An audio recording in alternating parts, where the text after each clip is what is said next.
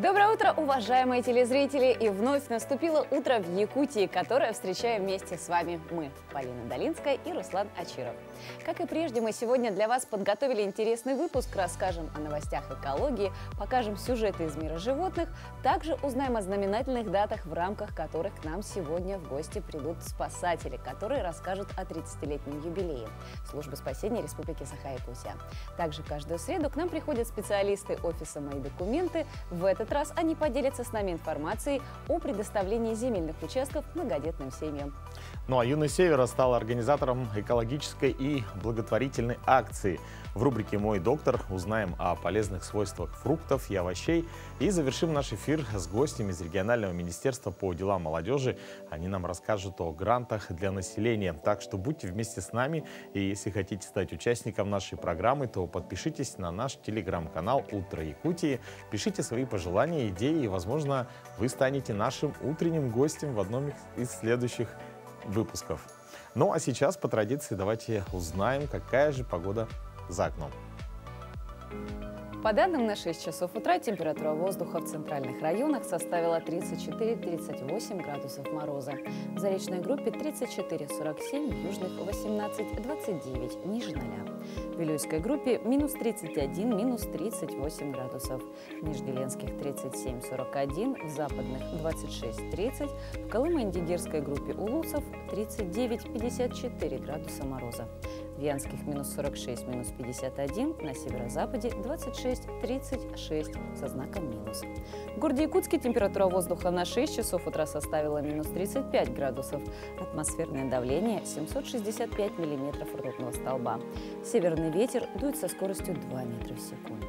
Синоптики обещают день преимущественно без осадков, ветер северный с порывами от 1 до 4 метров в секунду.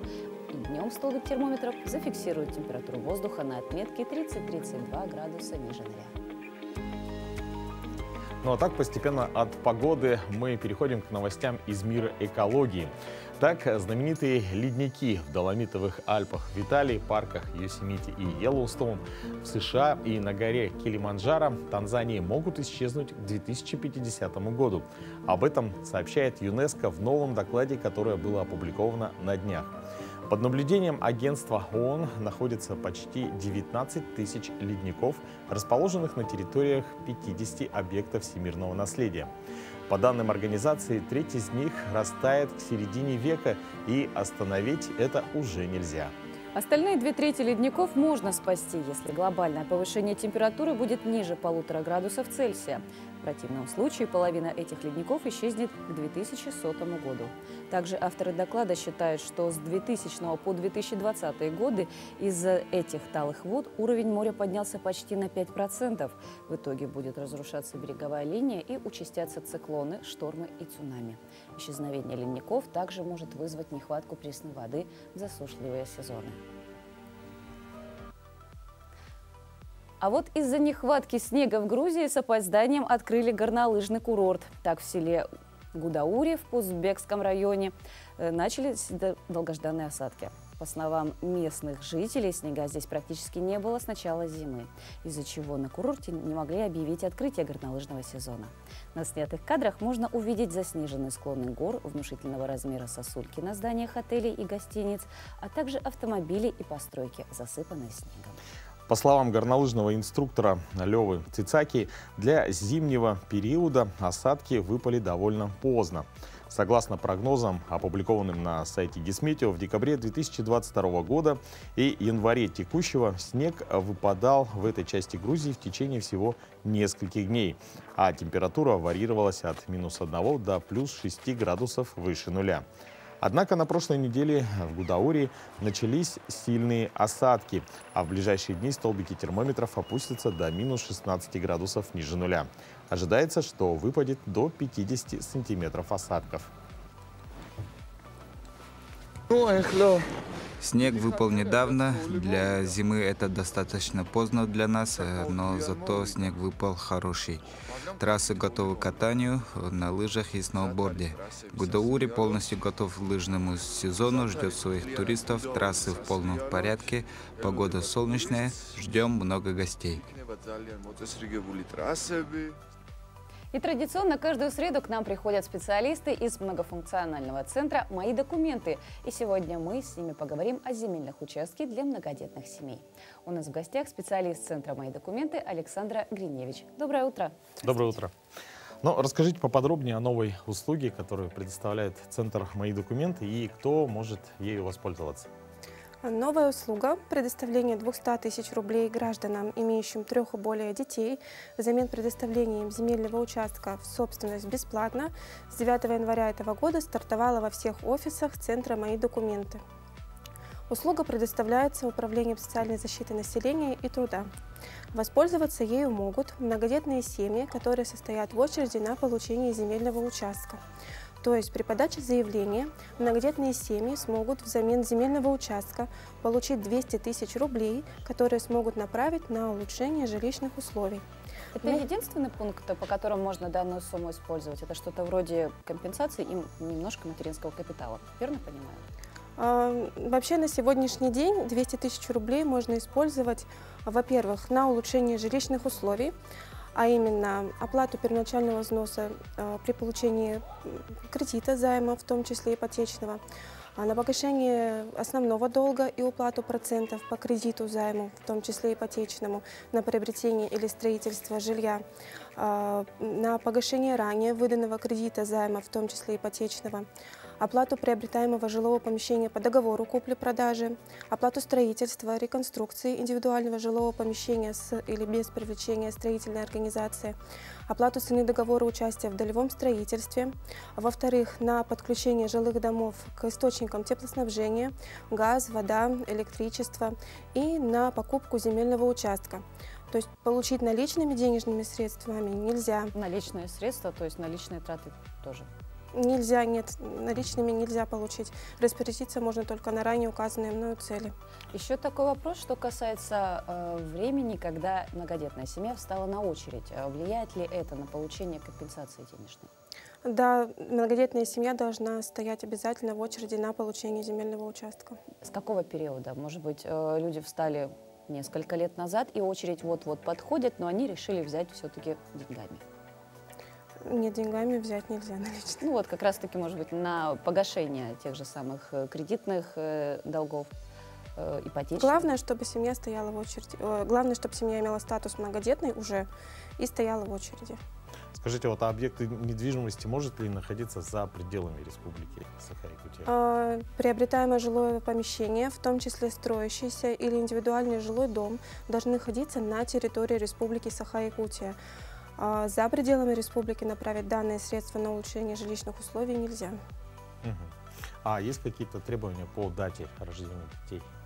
Нет, таких требований нет. Самое главное, чтобы семья стояла в очереди, как я ранее сказала. Если семья еще не успела встать в очередь на участок, могут ли они эту очередь минуя сразу подать заявление на 200 тысяч на получение? Нет, не смогут. Сначала семье необходимо встать в очередь на получение земельного участка. Это можно сделать только электронно на портале госуслуг. И какой пакет документов нужно предоставить многодетной семье?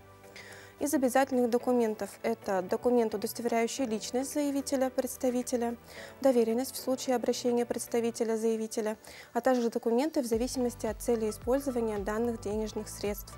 Например, если семья хочет оплатить первоначальный взнос по ипотеке, то нужно предоставить кредитный договор, договор займа на приобретение или строительство жилья, договор об ипотеке, прошедший государственную регистрацию, и реквизиты банковского счета организации, предоставившей по кредитному договору данные денежные средства на указанные цели.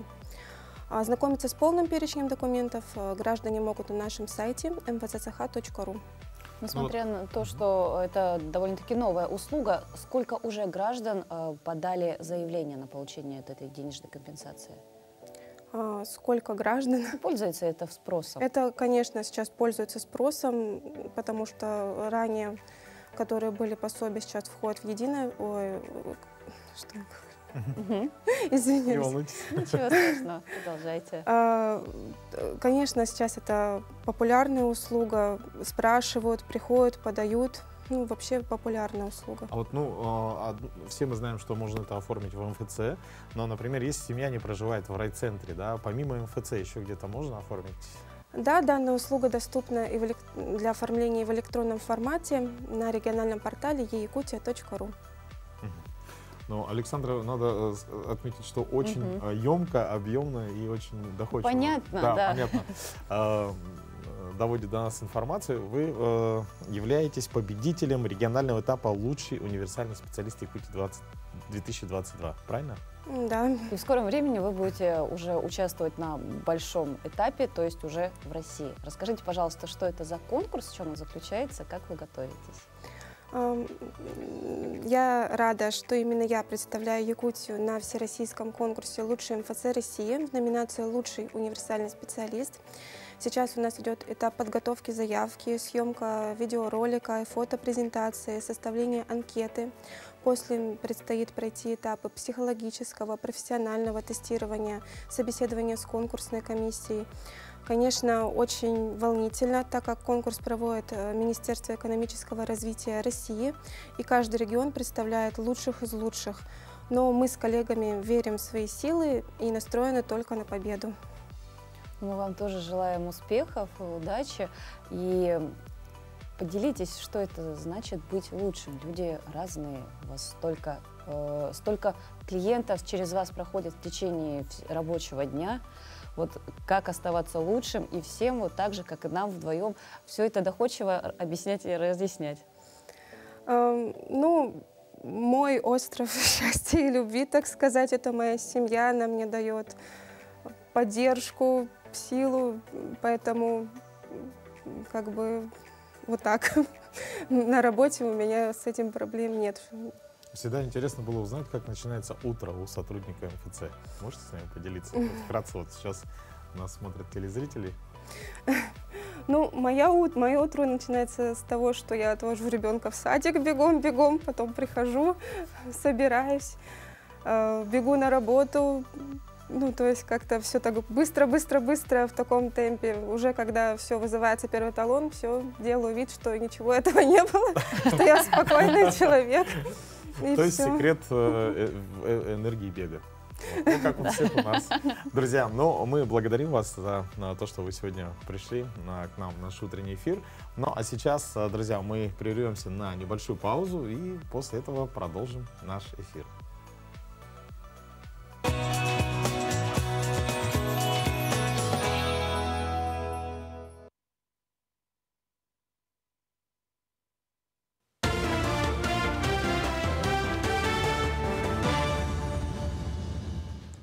Доброе утро, Якутия! В студии Кристина Якупова. Совет директоров социальной сети ВК одобрил потенциальную перерегистрацию в России. В этом случае ВК получит статус международной публичной компании и сможет продолжить деятельность в Российской Федерации. Как пояснили в компании, в текущей ситуации, когда подавляющее большинство активов базируется и приносит выручку в России, а число российских держателей ценных бумаг увеличилось, перерегистрация соответствует интересам компании и ее акционеров, а также является передовой практикой публичных компаний по выходу из иностранных юрисдикций. В школе номер 12 в селе Пригородный открылись новые кабинеты для школьников. В конце января текущего года там открыли дополнительное здание на 326 мест. Оно было возведено в рамках государственно-частного партнерства по национальному проекту образования «Современные школы». Новые трехэтажные пристрои с 30 учебными кабинетами позволяют перейти на односменный режим обучения.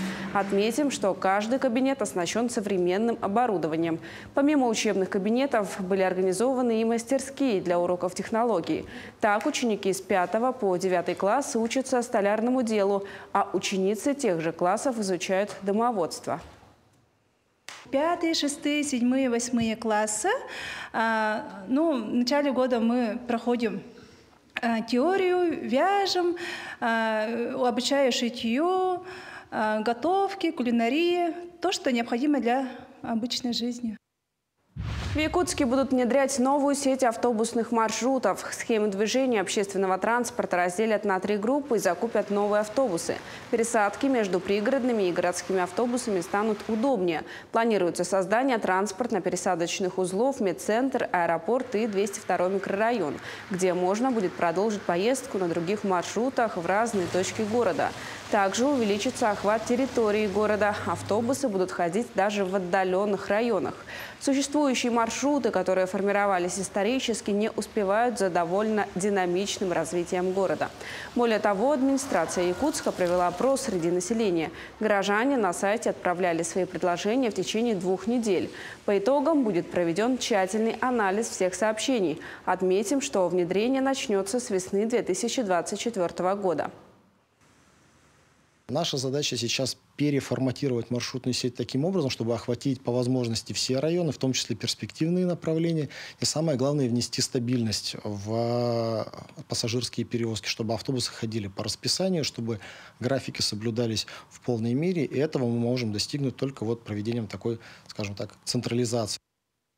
Молокозавод «Новый совхоз» поселка Арылах Мирнинского района планирует изготавливать полутвердые сыры. Более 20 лет со дня основания предприятие производит 9 наименований молочной продукции.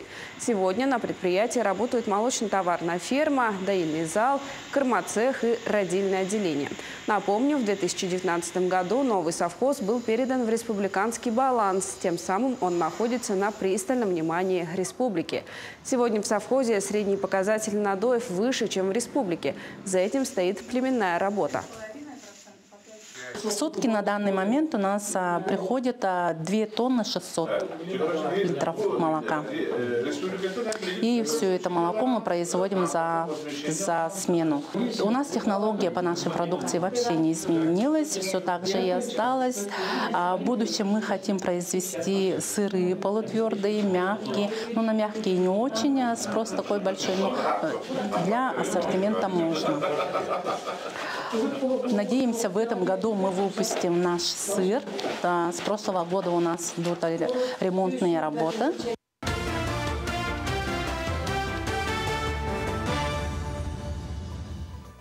Мы продолжаем наш эфир и сейчас переходим к новостям из мира животных. Так, самке белорукого гиббона Мики 8 лет. Ее выкупили на выставке и привезли в сибирский зоопарк в Иркутске. Ее ухажеру Гене 9 лет, его приобрели позднее. Целый год они находились в соседних вольерах и периодически держались за ручки. Наконец-то влюбленные воссоединились, и теперь дама радует жениха своим пением. Как это происходит, мы расскажем в следующем материале. Работники зоопарка заметили, что Гена начал проявлять внимание к самке еще когда они находились в соседних вольерах. Мы начали замечать, что Гена ложит ей всякие подарочки в виде фруктов, игрушек, которыми он не играет. Мики у него начала их забирать. Сейчас обезьянки живут вместе и периодически разговаривают друг с другом. По характеру они не агрессивные и любвеобильные, хоть иногда и вредничают. Он, можно сказать, подманивает, что как будто бы подержись со мной за ручку, поздоровайся, но на самом деле он хочет дернуть и посмеяться над своей же шуточкой. Микки тоже дама своенравная. Постоянно устраивает концерты и пытается всеми способами привлечь внимание невозмутимого Гены. Любит она перебивать и разговоры сотрудников зоопарка. Микки любит перебивать, когда начинаешь разговаривать, рассказывать какую-то информацию, например, даже не о них. Также эти обезьянки выбирают себе не только по любви, но еще и по пению. Они считают, что докуда их слышно, дотуда их территория. В зоопарке надеются, что из Гены и Микки выйдет хорошая пара, и они смогут обзавестись потомством. Самцы, например, ростят вместе с самками свое потомство. Они выхаживают детишек. То есть, если у Мики появится потомство, она будет всегда малыша держать на ручках, а Гена будет помогать учить, например, свое дитё лазать по деревьям, например. Гиббоны относятся к малым человекообразным обезьянам. Они моногамны и выбирают партнеров по своему вкусу. А поиски спутника жизни могут растянуться на несколько лет. Это затрудняет их разведение в зоопарках, потому что самцы и самки иногда могут игнорировать друг друга.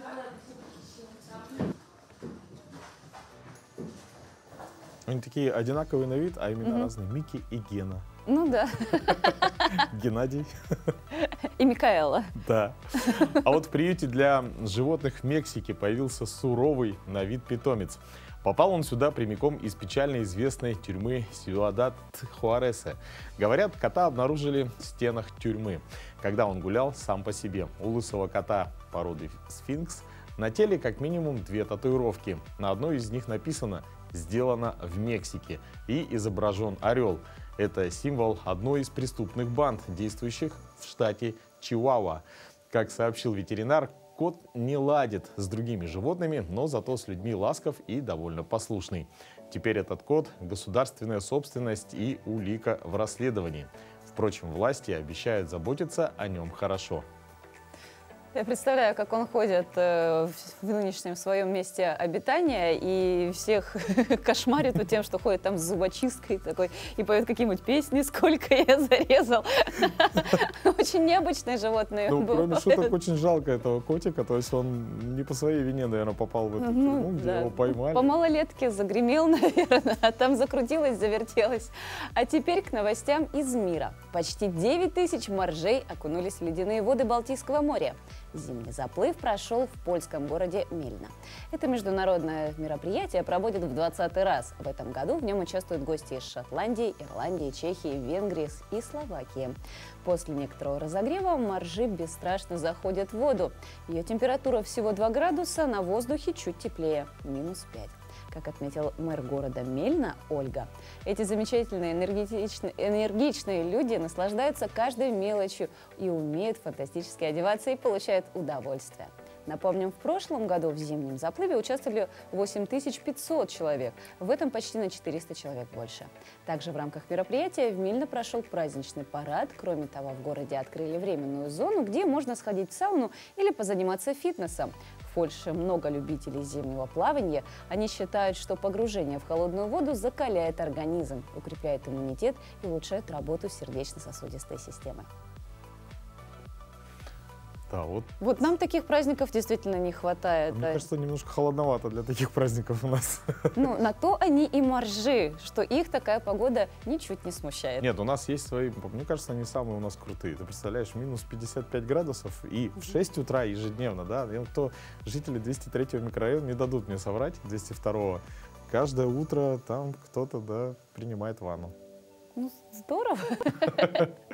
Ну, а что касается спорта, портрет легендарного Лионеля Месси теперь можно увидеть с воздуха в аргентинской провинции Кордова. Эта необычная картина в буквальном смысле выросла на кукурузном поле рядом с городом Лос-Кандерос. Она занимает площадь в 50 гектаров, а идея принадлежит местному сельскохозяйственному инженеру Карлосу Фаричелли. Он поклонник аргентинского футболиста. К тому же недавно Месси привел национальную сборную к победе на чемпионате мира в Катаре.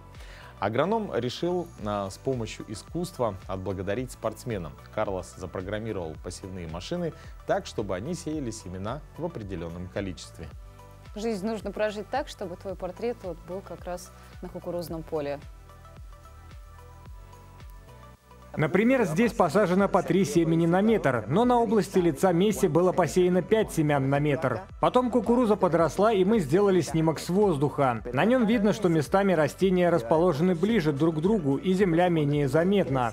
Насыщенный зеленый цвет контрастирует с менее ярким цветом. Такое вот сельскохозяйственное искусство.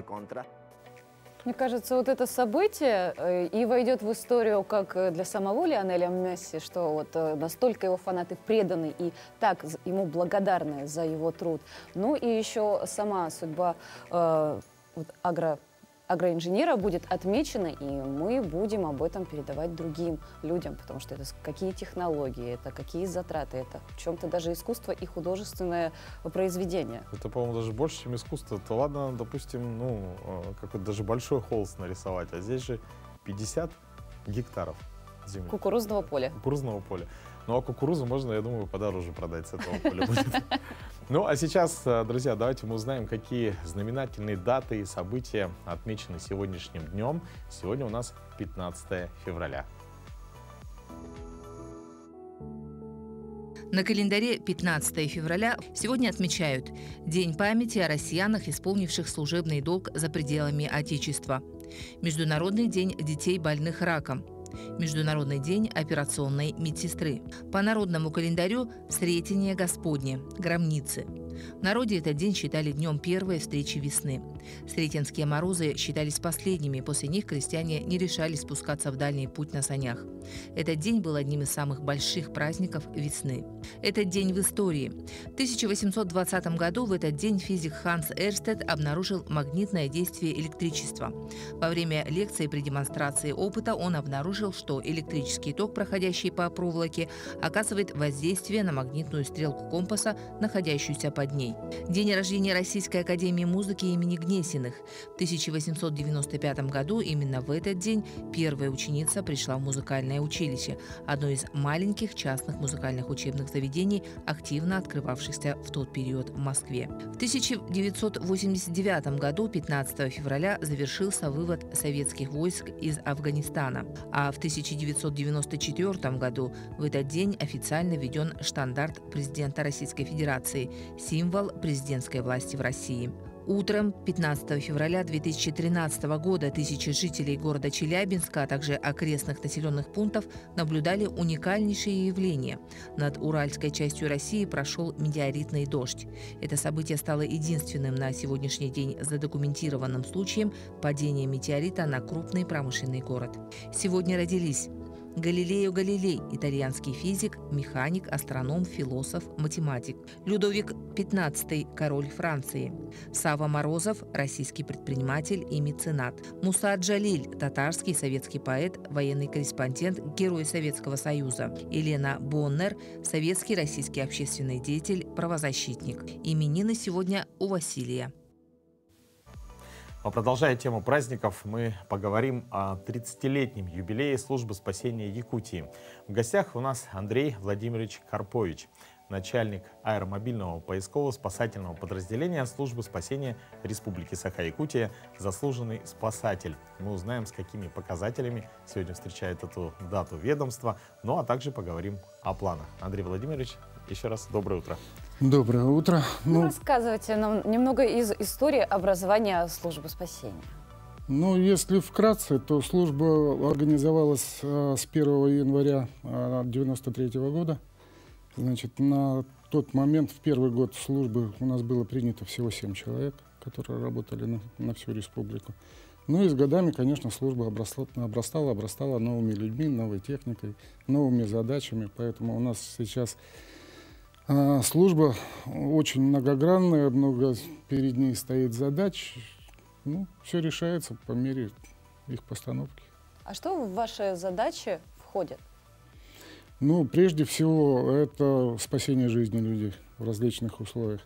Мы занимаемся поисково-спасательными работами, то есть ищем людей, которые потерялись в лесу, к примеру. Ликвидируем ДТП, ликвидируем различные техногенные аварии. Служба аттестована на газоспасение в том числе. И вообще занимаемся профилактикой, прогнозированием. На самом деле очень много работы. А с какими показателями сегодня вы встречаете свой юбилей? Показатели разные. Самое главное, что у нас ежегодно растет количество профилактики, и вместе с ней растет количество спасенных людей. Это самая главная цифра для нас, на которую мы стараемся работать всеми своими силами. Сколько подразделений или человек трудится во благо спасения жизней? В нашей службе, конкретно в нашей службе, около 200 человек, 9 филиалов в различных районах нашей республики. И потихонечку мы растем, развиваемся, поэтому качество нашей работы и прежде всего время реагирования на чрезвычайные ситуации у нас уменьшается. А это значит, больше людей остается в живых. А что касается, вы являетесь начальником аэромобильного поисково-спасательного подразделения, да, службы спасения. Что входит именно в задачу вашего подразделения? Во-первых, это самое крупное подразделение службы спасения. И в наши задачи входит реагирование на чрезвычайные ситуации. То есть, если простыми словами, это значит, что в течение часа мы должны по сигналу тревоги собраться на службе и быстро быть готовым к выдвижению в любой район нашей республики. То есть час дается буквально на собраться? Час нам, да, чтобы приехать и собраться. Ну, как правило, по нормативам авиационный борт готовится в течение 3 часов. Но тогда, когда у нас готов самолет, всегда готовы. То есть промедлений тут не бывает. Правильно я понимаю, что, допустим, спасатель может находиться в свое свободное время в любом месте, да? Заниматься личными делами. Да, и вот он в течение часа прибывает, и у него уже непосредственно в подразделении находятся те вещи, которые, вот, грубо говоря, тот рюкзак. Рюкзак собран всегда. Собран всегда. Да. То есть в зависимости от задачи, которую мы знаем, которую ставят перед нами, мы можем что-то добавить или что-то убрать не нужно, но рюкзак всегда собран и застегнут. Вообще, насколько опасно это быть спасателем, и почему вы именно решили стать спасателем? Как давно вы работаете? Я в этом году 20 лет как работаю на службе. Значит, из них 10 лет я начальником этого подразделения уже работаю. Тоже такая дата на этот год. Так. Я думаю, можно даже поздравить коллег с такой датой. С большим удовольствием поздравляю спасателей, поздравляю работников службы, поздравляю ветеранов с 30-летием. Также поздравляю всех людей, которые когда-либо были связаны, значит, с нашей службой и поддерживают с нами те или иные отношения. Желаю всем, прежде всего, здоровья, семейного благополучия, успехов, всего самого-самого хорошего. Андрей Владимирович, да, мы в свою очередь тоже от нашего коллектива поздравляем вашу службу с таким знаменательным юбилеем, с 30-летием. И, конечно же, желаем, чтобы вы всегда были на страже нашего спокойствия нашей республики. Чтобы вообще вы очень редко вылетали на разные работы, чтобы все было хорошо. Чтобы рюкзак подольше стоял в углу. Спасибо. Спасибо большое. Двигаемся далее. Редакция детского издания «Юность Севера» стала одним из участников Всероссийского экологической благотворительной акции «Добрые крышечки» и объявила сбор пластиковых крышек от образовательных учреждений Якутии. Более подробно в материале Дмитрия Тымырова. Первыми на призыв сделать доброе дело откликнулись учащиеся 38-й школы города Якутска. Они всем классом собрали целую коробку пластиковых крышек и первыми сдали их организаторам акции. Мы, моя семья, собирали 215 крышечек всего в большом пакете. И это было довольно сложно собирать. Мы собирали примерно 1-2 года. Я сам собирал 29 крышек, мне никто не помогал. Я собирал из молока, компота, соков и с разных банков. Мне очень понравилось собирать крышки и сдавать в акции. Я в дальнейшем хочу тоже собирать. В этой акции могут принять участие абсолютно все. Но, как оказалось, не все крышки подходят под требования сбора. Я узнала, что крышечки не все сдаются. Железные не сдаются, с наклейками и от детского питания, по типу агуши и так далее. Мы принимаем пластиковые крышечки, завинчивающиеся от пластиковых бутылок. Также можно приносить пластиковые крышки от бутылей, но нужно убедиться, чтобы здесь ничего не осталось. Тут обычно бывает вкладыш, его нужно вытащить. Также вот в обычных крышках бывают кольца, называются кольца контроля, их тоже нужно убрать. Также, если на крышке есть наклейка, ее тоже лучше убрать. Вот. Также можно приносить вот такие крышки от йогуртов, от тетрапакетов. Редакция принимает добрые крышечки до 22 февраля этого года. И если вы хотите внести свою лепту в защиту экологии и помочь детям из приемных семей, то можете принести пластиковые крышки и сдать их редакции «Юность Севера» по адресу Орджоникидзе, 31, 2 этаж, кабинет номер 205. Более подробную информацию можете узнать, позвонив по номеру телефона 8 914 300 01 99. Мы принимаем в этой акции «Добрые крышечки» первый раз.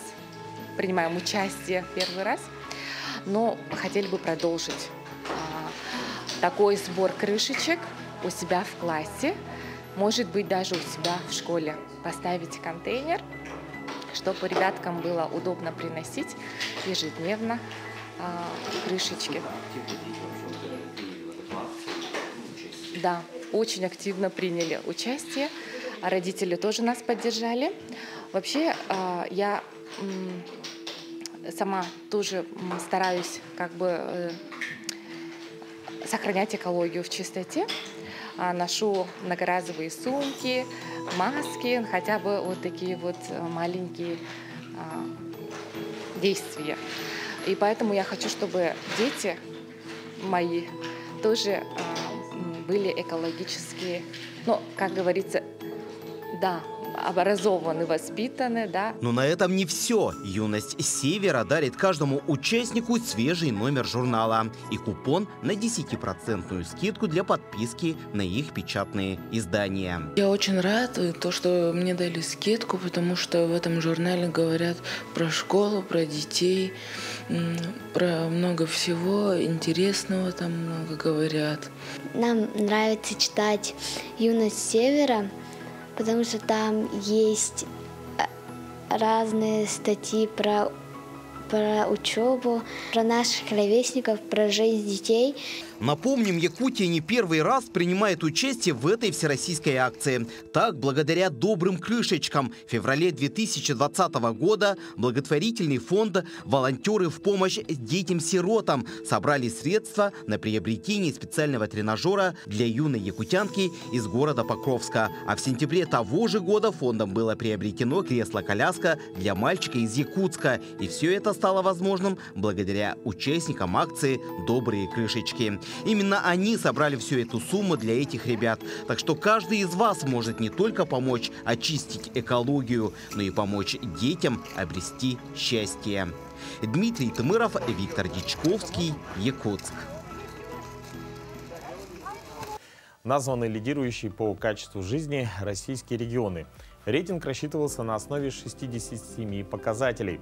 Так, лидирующие позиции занимают такие территории, как Москва, Подмосковье и Санкт-Петербург. Об этом свидетельствует исследование РИА Новости. Помимо них в топ-10 регионов вошли Татарстан, Краснодарский край, Белгородская, Ленинградская и Калининградская области, Ханты-Мансийский автономный округ, а также Самарская область. Замыкают список Архангельская область, Курганская область, Калмыкия, Алтай, Карачаево-Черкесия, Бурятия, Забайкальский край, Еврейская автономная область, Ингушетия и Тыва. Значение сводного рейтингового балла у этих регионов ниже 40, что значительно ниже среднего уровня по стране. Якутия же расположилась в этом рейтинге на 71-й строчке. Рейтинговый балл 42. Это выше, чем в прошлом году на 3 балла. А тем временем количество курящих людей в России сократилось с 69% до 21%. Россияне стали меньше курить. Такие данные обнародовал Минздрав России. Начиная с 2009 года количество людей, подверженных этой вредной привычке, сократилось более чем втрое. Столь обнадеживающие данные в ведомстве связывают прежде всего с политикой правительства и Министерства здравоохранения страны, которая направлена на снижение распространения курения, в том числе и электронных сигарет. Сюда входит и установление высоких цен на табачные изделия, запрет на рекламу сигарет и курение в общественных местах, а также пропаганда здорового образа жизни. Врачи напоминают, что именно с курением связано 90% всех случаев рака легких и 75% всех случаев хронических заболеваний. Ну а с 13 по 19 февраля 2023 года проходит неделя популяризации потребления овощей и фруктов. Овощи и фрукты занимают достаточно важное место в рационе. Они являются ценным источником витаминов, углеводов, органических кислот и минеральных веществ. Польза плодоовощной продукции неоспорима, поэтому они должны быть основой рациона человека для обеспечения нормального функционирования организма. Согласно последним рекомендациям ВОЗ, необходимо потреблять не менее 400 грамм овощей и фруктов в день. И более подробно о значимости овощных культур для здоровья человека нам расскажет Татьяна Кехтер в рубрике «Мой доктор».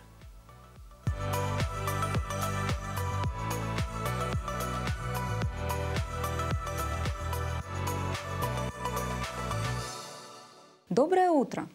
Овощи и фрукты – это источник здоровья, молодости и красоты человека. Согласно последним рекомендациям Всемирной организации здравоохранения, необходимо потреблять не менее 400 граммов овощей и фруктов в день. Оптимальное количество зависит от целого ряда факторов, включая возраст, пол и уровень физической активности человека. Достаточное потребление в пищу овощей и фруктов способствует росту и развитию детей, увеличивает продолжительность жизни, снижает риск онкологических заболеваний, сахарного диабета, ожирения, улучшает состояние кишечника, повышает иммунитет. В чем польза фруктов и овощей? Ни для кого не секрет, что в них содержится множество витаминов. Морковь – источник бета-каротина, сладкий перец, черная смородина и киви – рекордсмены по содержанию витамина С. Шпинат и тыква богаты витамином К, а цветная капуста и зеленый горошек – фолиевой кислотой. Фрукты и овощи богаты натрием, калием, магнием, медью и другими минеральными веществами, полезными для организма. Более того, овощи и фрукты содержат в себе клетчатку, органические кислоты и эфирные масла. Эти вещества улучшают процесс пищеварения, подготавливают организм к принятию более тяжелой пищи. Немаловажным является антибактериальное действие так называемых фитонцидов, которые содержатся в чесноке, луке и цитрусовых. И, пожалуй, главным фактором, свидетельствующих о пользе овощей и фруктов, является их способность защищать клетки организма от болезней и старения, благодаря содержанию в них антиоксидантов, витамина А и витамина С. Еще одно положительное качество овощей и фруктов – это их низкая калорийность. Благодаря этому качество овощей и фрукты является неотъемлемой частью диет и лечебного питания людей, страдающих от избыточного веса. Фрукты и овощи – это залог хорошего самочувствия, бодрости, внешней красоты и оптимизма. Будьте здоровы!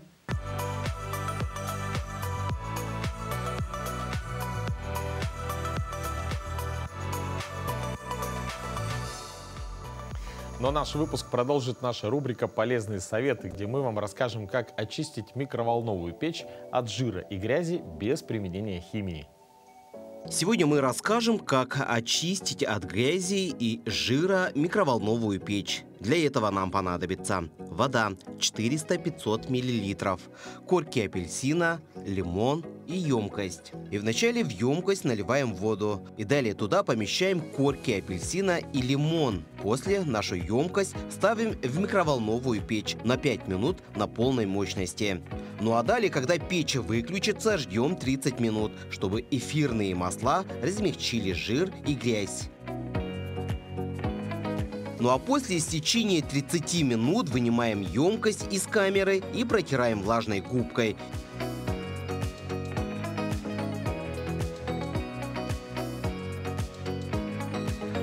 Теперь камера микроволновой печи не только чистая, но и имеет приятный запах. Вы, наверное, могли заметить, что мы не применяли никаких химических растворителей и других жидкостей. 13 февраля Министерство по делам молодежи и социальной коммуникациям Республики Саха-Якутия запустили конкурс грантов главы Якутии местным бюджетом на поддержку территориальных органов самоуправления. И сегодня у нас в гостях заместитель министра по делам молодежи и социальным коммуникациям Республики Саха-Якутия Андрей Сосновский. И мы с ним поговорим об этих грантах более подробно. Андрей Александрович, доброе утро. Доброе утро. Доброе утро. Ну, скажите, пожалуйста, на что направлен этот конкурс и с какой целью он проводится? Ну, конкурс проводится прежде всего с поддержкой местных инициатив, территориальных местных самоуправлений. И, естественно, есть ряд социально значимых направлений, которые у нас всегда остаются. Это, получается, развитие родного края, туризм, поддержка языков и также, естественно, поддержка семей мобилизованных. Вот, все эти направления сохраняются, и мы в этом году также добавили ряд новых направлений. Самое главное, чтобы проект был социально значим и соответствовал вот направлениям, которые указаны. Кто может принять участие, подать заявку на получение гранта? Это обязательно должны быть какие-то НКО, некоммерческие организации, или же это может быть инициативный молодой человек, с хорошим проектом на развитие блага нашей республики? Ну, на самом деле конкурс проводится в 3 этапа. Сейчас, конечно, мы отбираем районы, которые наиболее достойны и соответствуют всем указанным показателям. А вообще проекты, естественно, только территориальное общественное самоуправление, только ТОСы. Но наша особенность, такая демократия, заключается в том, что мы не обязываем их регистрироваться в Минюсте. Могут даже те, которые зарегистрированы в муниципальных районах. Соответственно, если ТОС зарегистрирован в муниципальном районе или, как вы сказали, инициативный гражданин, который также имеет указанную отметку как представитель ТОСа, он также может принять участие в конкурсе, то есть без регистрации в Минюсте. Самое главное, чтобы твой район тебя зарегистрировал и знал о тебе. А какие направления добавились в этом году? В этом году мы добавили ряд направлений, по которым у нас был запрос. То есть мы проводили опросы, в том числе у глав муниципальных образований. И такие важные направления, как благоустройство своих дворов, своих территорий добавили, и помощь людям с ограниченными возможностями. Вот эти 2 новых значимых направления мы добавили. Плюс еще, конечно, мы, несмотря на то, что мы Министерство молодежи, мы учитываем тот факт, что ТОСы в основном это люди идейные и всех возрастов. Поэтому мы в ряде проектов убрали привязку именно, что они должны быть направлены на молодежь, а что они могут реализовываться среди всех групп населения. Как вы уже отметили ранее, получение гранта, вообще отбор на получение гранта будет проходить в 3 этапа. Что будет ждать участников на каждом уровне? Первый этап, который проводим мы, министерство, как уполномоченный орган, мы проводим среди районов. Мы проводим его в срок до 27 февраля. После этого мы подводим итоги, и, в принципе, к 10 марта мы уже направляем деньги в район. Район уже проводит конкурс среди своих поселений на слегов. Это 2-й этап конкурса. После чего уже на слега и поселения, как органы муниципальной власти, которые лучше знают проблемы на местах, лучше знают свои ТОСы, своих инициативных граждан, будут отбирать в течение месяца уже лучшие инициативы, лучшие проекты. И после этого, собственно, деньги дойдут до конкретных грантополучателей и будут реализованы проекты. Мы рассчитываем, что реализация проектов начнется с 1 июня. А если вот, это же не первый год проводится, да, подобные гранты, а вот на опыте прошлых лет, да, прошлых конкурсов, какие можете примеры привести интересных проектов? Ну, на самом деле, вот это 2-й конкурс. Первый был в прошлом году. Это была спецпрограмма в честь столетия республики. Сейчас мы рады, что это стало ежегодным. И, естественно, очень много интересных проектов было по поддержке и развитию популяризации родных языков, по туризму. Были краеведческие маршруты с отметками по карте. То есть вот такие проекты довольно-таки были популярны. Ну и, естественно, был ряд проектов по помощи семьям мобилизованным, то есть это связано с развитием волонтерского движения, что тоже является актуальным.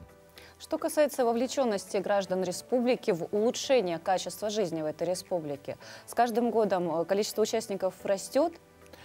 На самом деле, да, мы очень рады, что количество участников и, в принципе, заявок на все грантовые конкурсы всех уровней, от всех форм организации у нас растет.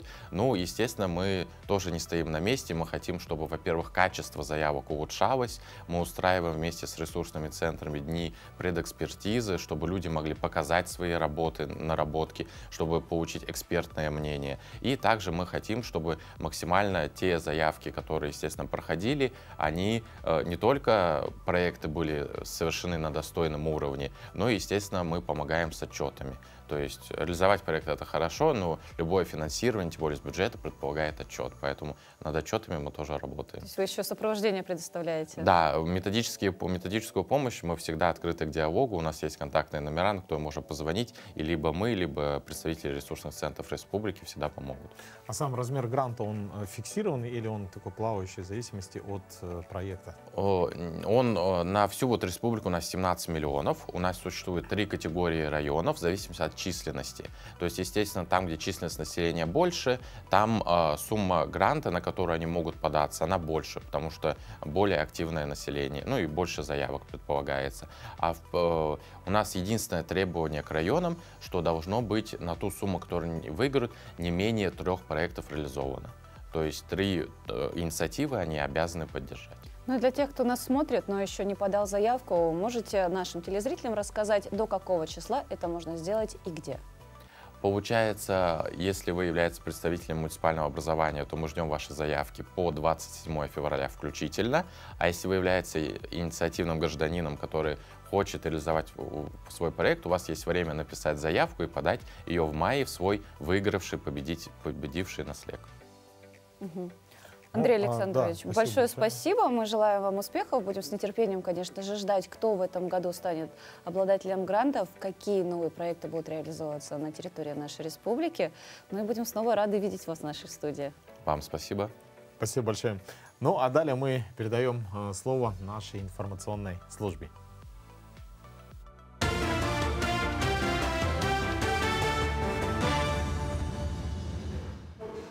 Рослесхоз ввел мораторий на весенние профилактические отжиги сухой травы, перенеся основные работы по уничтожению растительности на осень. Это позволит снизить риски распространения лесных пожаров в случае неблагоприятных погодных условий. Проводить профотжиг могут только компетентные представители лесопожарных формирований, утверждает заместитель руководителя агентства Алексей Венглинский. По мнению экологов, именно пал трав зачастую становится причиной масштабных пожаров. Свыше 2000 жителей Абыйского района республики воспользовались программой субсидирования авиабилетов от Белой горы до Якутска и обратно. Стоимость по специальному тарифу 13 тысяч рублей. Рейсы осуществляются авиакомпанией «Полярной авиалинии». Объем субсидий из регионального бюджета по перелетам в район в прошлом году составил 42 миллиона рублей. Напомним, что с прошлого года жители арктических районов получили возможность летать по льготным билетам круглый год без возрастных ограничений. А стоимость субсидированных авиабилетов снизилась на 60%. Так, правом на льготы в целом в 2022 году воспользовались порядка 35 тысяч человек. Амгинская межпоселенческая централизованная библиотека присоединилась к республиканской благотворительной акции «Подари радость, подари книгу». В рамках акции учащиеся школ, работники организации, а также все желающие подарили книги и канцелярские принадлежности многодетным семьям, одиноко проживающим гражданам и семьям участников СВО. В акции приняли участие около 70 человек и 6 организаций амгинского наследия. Такая же акция прошла во всех библиотеках района. Книга все же остается актуальным подарком и не теряет своей ценности даже в век высоких технологий. Все это, то, что подарено, мы подарим тем семьям, многодетным семьям, одиноким людям, а также семьям, которые участвуют в специальной военной операции, да, чтобы они, читая книги, присоединились к нам, и чтобы мы сделали клубы по интересам. Есть же школы третьего возраста, да? И мы хотим создать тоже такую школу третьего возраста, кто любит читать книги, да? Вот этот разговор уже шел. И всем, кто присоединился к нашей акции, говорим огромное спасибо. В Белом зале библиотеки имени Лермонтова в Санкт-Петербурге открылась третья персональная выставка работы якутского художника Анны Осиповой «Диалог». Анна Осипова работает в манере, близкой к магическому реализму. Ее работы насыщены образами древней тюркской мифологии и тенгрианства, которые принимают современные черты. В поисках новой этнокультурной идентичности Анна создает увлекательное живописное фэнтези. Среди сюжетов ее живописи образы древнетюркских богов и героев, воинов-кочевников, предания шаманов, элементы буддийской культуры. С работами якутского художника можно ознакомиться на Литейном проспекте до 14 марта. Несмотря на все, что происходит, может быть, во внешнем мире, в личном это можно преобразовать через творчество, наверное, в более позитив, в радость, в надежду, что все-таки все у нас хорошо, и надежда всегда есть на будущее, на наших детей. Благодаря истории нашего народа Саха и истории вообще, откуда мы, что мы. И мое творчество посвящено именно этим раскопкам. Это диалог искусств, диалог культур, диалог художника со зрителем посредством своих образов. Что вы можете увидеть на этих работах? На этих работах вы можете увидеть всю историю человечества, историю собственную. И все, что у вас сегодня внутри, то вы увидите на этих замечательных живописных холстах. На На этом все. Мы продолжим следить за развитием событий.